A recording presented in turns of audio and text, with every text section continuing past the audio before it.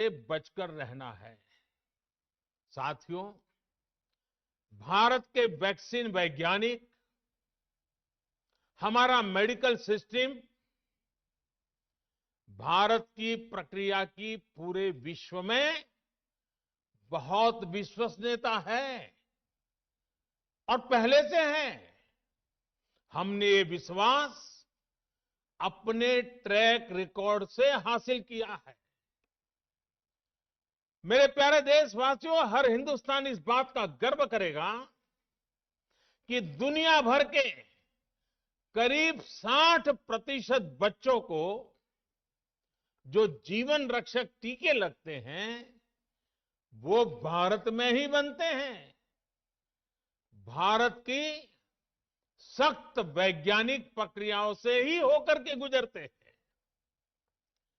भारत के वैज्ञानिकों को और वैक्सीन से जुड़ी हमारी विशेषज्ञता पर दुनिया का ये विश्वास made in India corona vaccine में और मजबूत होने वाला है। इसकी कुछ और खास बातें हैं जो आज मैं देशवासियों को जरूर बताना चाहता हूं। ये भारतीय वैक्सीन विदेशी वैक्सीनों की तुलना में बहुत सस्ती हैं और इनका उपयोग भी उतना ही आसान है।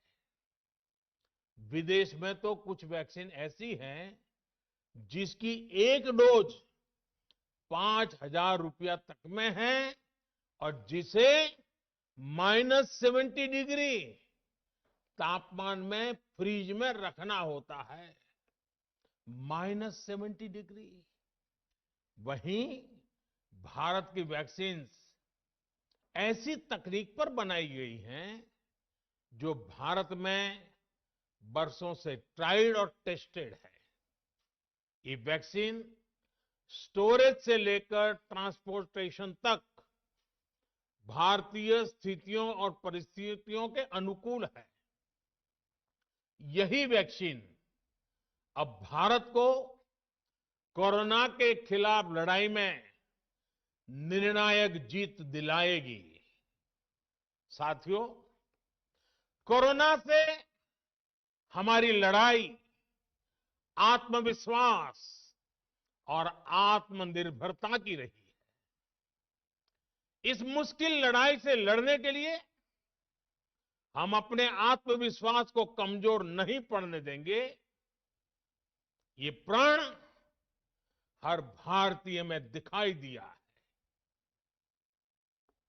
संकट कितना ही बड़ा क्यों न हो, देशवासियों ने कभी आत्मविश्वास खोया नहीं। जब भारत में कोरोना पहुंचा तब देश में कोरोना टेस्टिंग की एक ही लैब थी।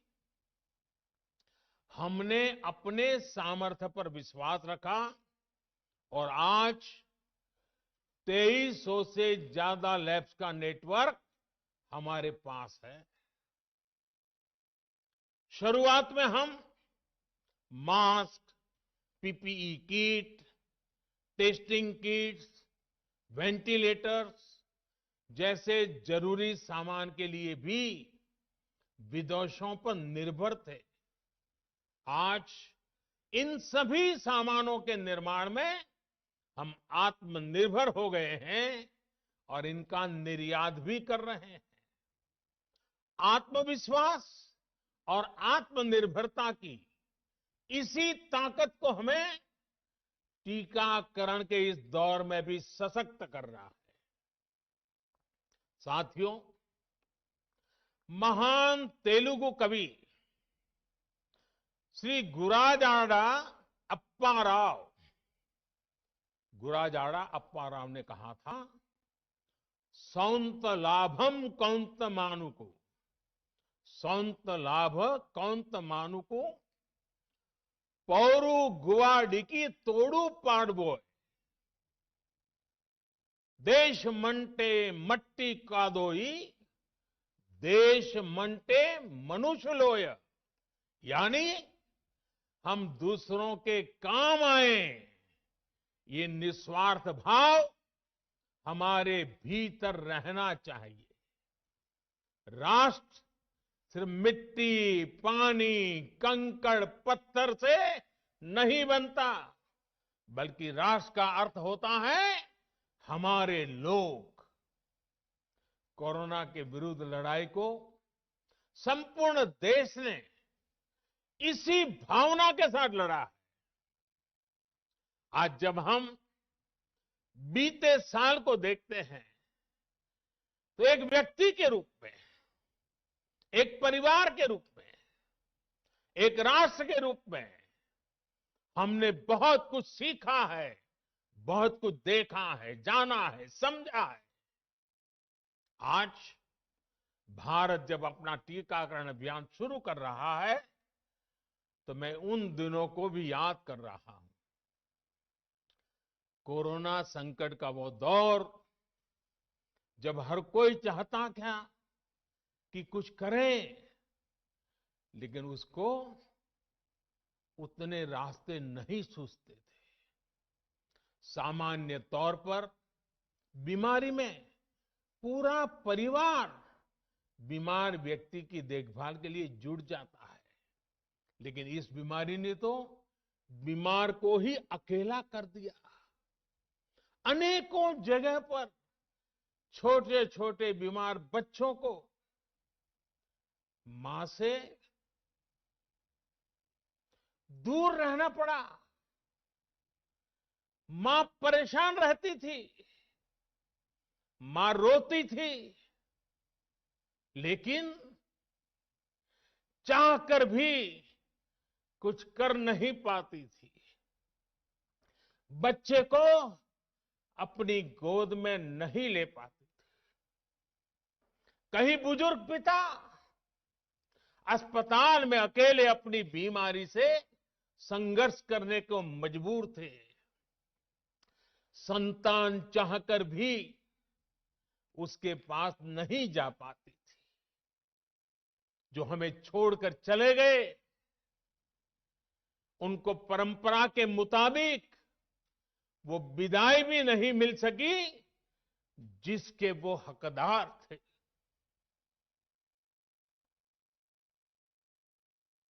जितना हम उस समय के बारे में सोचते हैं, मन सिहर जाता है, उदास हो जाता है। लेकिन साथियों, संकट के उसी समय में, निराशा के उसी वातावरण में कोई आशा का भी संचार कर रहा था। हमें बचाने के लिए अपने प्राणों को संकट में डाल रहा था। हमारे doctor, nurse, paramedical staff, ambulance driver, ASHA worker, सफाई कर्मचारी, पुलिस के साथी और दूसरे फ्रंटलाइन वर्कर्स, उन्होंने मानवता के प्रति अपने दायित्व को प्राथमिकता दी। इनमें से अधिकांश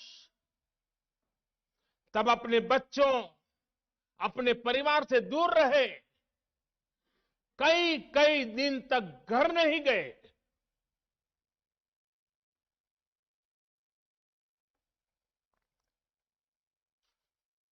सैकड़ों साथी ऐसे भी हैं जो कभी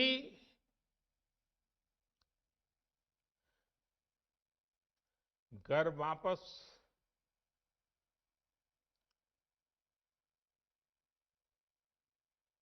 लौट ही नहीं आ पाए।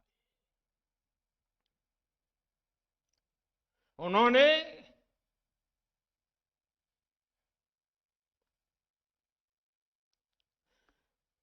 एक एक जीवन को बचाने के लिए अपना जीवन आहूत कर दिया। इसलिए आज कोरोना का पहला टीका स्वास्थ्य सेवा से जुड़े लोगों को लगाकर एक तरह से समाज अपना ऋण चुका रहा है। ये टीका उन सभी साथियों के प्रति कृतज्ञ राष्ट्र की आदरांजलि भी है। भाइयों और बहनों, मानव इतिहास में अनेक विपदाएं आई, महामारियां आई, भीषण युद्ध हुए, लेकिन कोरोना जैसी चुनौती की किसी ने कल्पना नहीं की थी। ये एक ऐसी महामारी थी जिसका अनुभव ना तो साइंस को था, ना ही सोसाइटी को था। तमाम देशों से जो तस्वीरें आ रही थी, वो खबरें आ रही थी, वो पूरी दुनिया के साथ साथ हर भारतीय को विचलित कर रही थी। ऐसे हालात में दुनिया के बड़े बड़े एक्सपर्ट्स भारत को लेकर तमाम आशंकाएं जता रहे थे। लेकिन साथियों, भारत की जिस बहुत बड़ी आबादी को हमारी कमजोरी बताया जा रहा था, उसको ही हमने अपनी ताकत बना दिया। भारत ने संवेदनशीलता और सहभागिता को लड़ाई का आधार बनाया।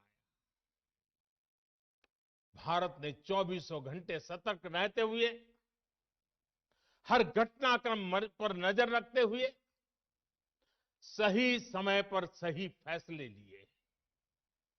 30 जनवरी को भारत में कोरोना का पहला मामला मिला, लेकिन इसके 2 सप्ताह से भी पहले भारत एक हाई लेवल कमिटी बना चुका था। पिछले साल आज का ही दिन था जब हमने बाकायदा सर्वेलांस शुरू कर दिया था। 17 जनवरी 2020 वो तारीख थी जब भारत ने अपनी पहली एडवाइजरी जारी कर दी थी। भारत दुनिया के उन पहले देशों में से था जिसने अपने एयरपोर्ट्स पर यात्रियों की स्क्रीनिंग शुरू कर दी थी। साथियों, कोरोना के खिलाफ लड़ाई में भारत ने जैसी इच्छा शक्ति दिखाई है, जो साहस दिखाया है, जो सामूहिक शक्ति का परिचय करवाया है, वो आने वाली अनेक पीढ़ियों के लिए प्रेरणा का काम करेगा। याद कीजिए, जनता कर्फ्यू कोरोना के विरुद्ध हमारे समाज के संयम और अनुशासन का भी परीक्षण था, जिसमें हर देशवासी सफल हुआ। जनता कर्फ्यू ने देश को मनोवैज्ञानिक रूप से लॉकडाउन के लिए तैयार किया। हमने ताली, थाली और दिया जलाकर देश के आत्मविश्वास को ऊंचा रखा।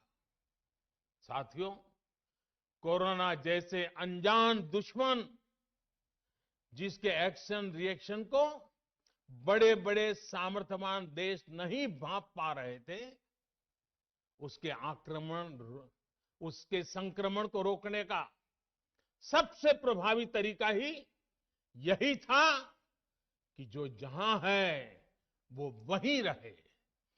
इसलिए देश में लॉकडाउन का फैसला भी किया गया। यह निर्णय आसान नहीं था।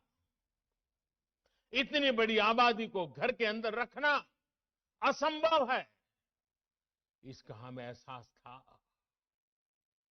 और यहां तो देश में सब कुछ बंद होने जा रहा था, लॉकडाउन होने जा रहा था। इसका लोगों की रोजी रोटी पर क्या प्रभाव पड़ेगा, अर्थव्यवस्था पर क्या प्रभाव पड़ेगा, इसका आकलन भी हमारे सामने था। लेकिन देश ने जान है तो जहान है के मंत्र पर चलते हुए प्रत्येक भारतीय का जीवन बचाने को सर्वोच्च प्राथमिकता दी। और हम सभी ने ये देखा है कि कैसे तुरंत ही पूरा देश, पूरा समाज इस भावना के साथ खड़ा हो गया। अनेकों बार छोटी छोटी लेकिन महत्वपूर्ण चीजों की जानकारी देने के लिए मैंने भी अनेक बार देशवासियों के साथ सीधा संवाद किया। एक तरफ जहां गरीबों को मुफ्त भोजन की व्यवस्था की गई, तो वहीं दूध, सब्जी, राशन, गैस, दवा ऐसी जरूरी चीजों की सुचारू आपूर्ति सुनिश्चित की गई। देश में व्यवस्थाएं ठीक से चले, इसके लिए गृह मंत्रालय ने 24/7 कंट्रोल रूम शुरू किया, जिस पर हजारों कॉल्स का जवाब दिया गया, लोगों को समाधान दिया गया। साथियों, कोरोना के विरुद्ध इस लड़ाई में हमने कदम कदम पर दुनिया के सामने उदाहरण प्रस्तुत किया है। ऐसे समय में जब कुछ देशों ने अपने नागरिकों को चीन में बढ़ते कोरोना के बीच छोड़ दिया था, तब भारत चीन में फंसे हर भारतीय को वापस लेकर आया। और सिर्फ भारत के ही नहीं, हम कई दूसरे देशों के नागरिकों को भी वहां से वापस निकाल करके लाए। कोरोना काल में वंदे भारत मिशन के तहत 35 लाख से ज्यादा भारतीयों को विदेशों से भारत लाया गया। मुझे याद है, एक देश में जब भारतीयों को टेस्ट करने के लिए मशीनें कम पड़ रही थी, तो भारत ने पूरी टेस्टिंग लैब यहां से वहां भेज करके उसको वहां सजाया, लगाया, ताकि वहां से भारत आ रहे लोगों को टेस्टिंग की दिक्कत ना हो। साथियों, भारत ने इस महामारी से जिस प्रकार से मुकाबला किया, उसका लोहा आज पूरी दुनिया मान रही है। केंद्र और राज्य सरकारें, स्थानीय निकाय, हर सरकारी संस्थान, सामाजिक संस्थाएं कैसे एकजुट होकर बेहतर काम कर सकते हैं, ये उदाहरण भी भारत ने दुनिया के सामने रखा। इसरो, डीआरडीओ, फौज से लेकर किसानों और श्रमिकों तक सभी एक संकल्प के साथ कैसे काम कर सकते हैं, ये भारत ने दिखाया है। 2 गज की दूरी और मास्क है जरूरी, उस पर फोकस करने वालों में भी भारत अग्रणी देशों में रहा। भाइयों और बहनों, आज इन्हीं सब प्रयासों का परिणाम है कि भारत में कोरोना से होने वाली मृत्यु की दर कम है और ठीक होने वालों की दर बहुत अधिक है। देश के कई जिले ऐसे हैं जहां एक भी व्यक्ति को हमें कोरोना की वजह से खोना नहीं पड़ा। इन जिलों में हर व्यक्ति कोरोना से ठीक होने के बाद अपने घर पहुंचा है। बहुत से जिले ऐसे भी हैं जहां बीते 2 सप्ताह से कोरोना संक्रमण का एक भी केस नहीं आया, जहां तक कि लॉकडाउन के से प्रभावित अर्थव्यवस्था की रिकवरी में भी भारत दुनिया में आगे निकल रहा है।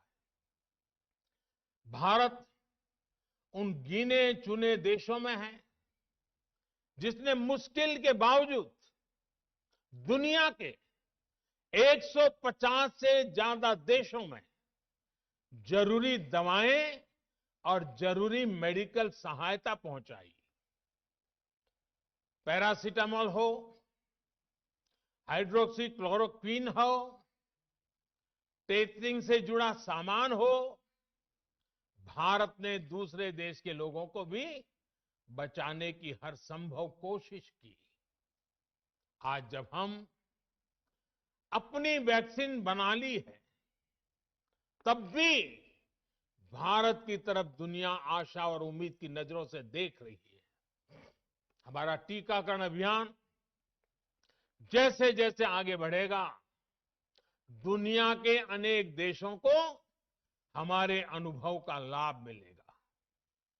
भारत की वैक्सीन, हमारी उत्पादन क्षमता पूरी मानवता के हित में काम आए, ये हमारी प्रतिबद्धता है।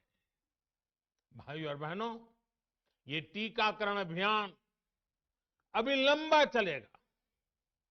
हमें जन जन के जीवन को बचाने में योगदान देने का मौका मिला और इसलिए इस अभियान से जुड़ी प्रक्रिया को,